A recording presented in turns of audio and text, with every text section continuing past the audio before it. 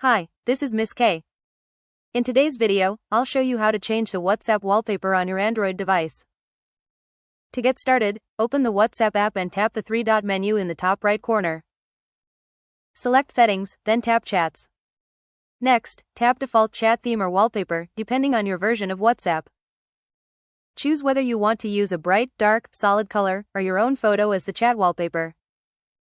If you select a photo from your gallery, adjust the image as needed, then tap Set Wallpaper or Apply to confirm your choice. Once you've applied the wallpaper, it will appear in your chats. You can change it again at any time by following the same steps and selecting a different wallpaper. And that's it, you've successfully changed the WhatsApp wallpaper on your Android device. Happy watching! Don't forget to like, share, and subscribe for more helpful tutorials.